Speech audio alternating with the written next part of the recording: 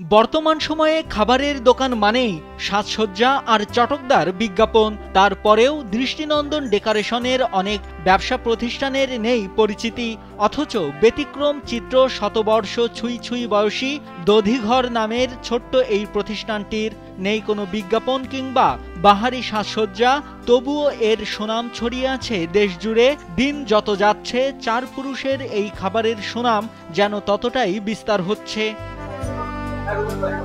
প্রতিদিন ভোর থেকে গভীর রাত পর্যন্ত দধিঘরের সামনে থাকে উৎসুক ক্রেতাদের ভিড়। স্থানীয়দের পাশাপাশি দূর দূরান্ত থেকে আসা ভোজন রসিকরাও এখানে এসে একবার হলেও চেখে দেখেন এখানকার দই চিড়া, মুড়ি ঘোল আর মাখনের স্বাদ।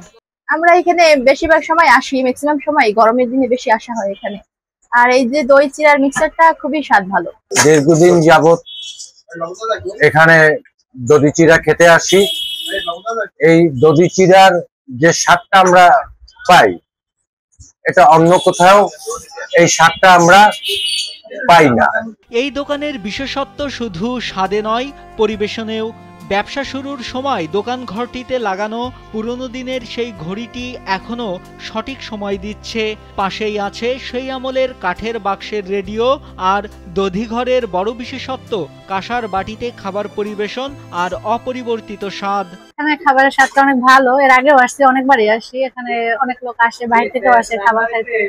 আমরা এখানে আসছি, এখানে আসে দই চিড়া খেয়ে যাই, অনেক ভালো হয়, অনেক স্বাদ।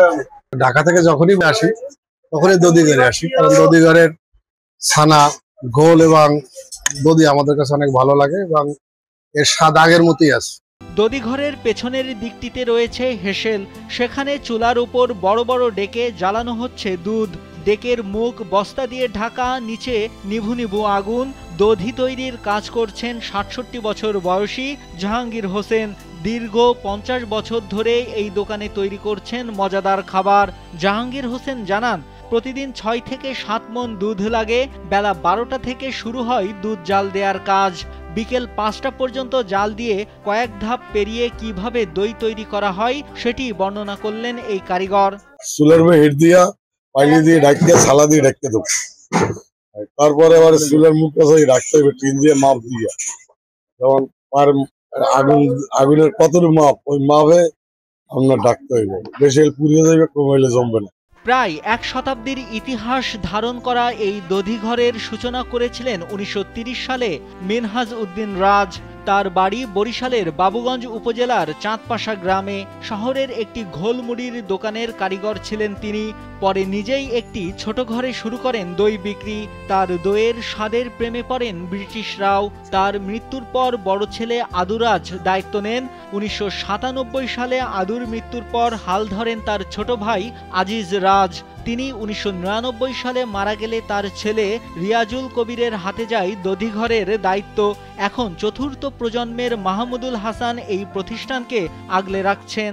গ্রাম পর্যায় থেকে দুধটা সংগ্রহ করি, একদম কোনো ফার্মের দুধ আমাদের এখানে ব্যবহার করা হয় না। একদম খাঁটি যে গোয়াল ওদের থেকে আমরা দুধটা সংগ্রহ করি, তারপর সবকিছু চেক করে তারপর আমরা এই দইয়ের প্রসেসিং শুরু করি, যে দুধের কোনো আছে কিনা। বাজার দরটা একটু বেশি আমাদের থেকে, তারপর আমরা চেষ্টা করি যেন কাস্টমার স্যাটিসফাই, যেটা ওইটা আমরা চেষ্টা করি সবসময়। বরিশাল নগরীর মূল ব্যবসা কেন্দ্র গির্জা মহল্লা।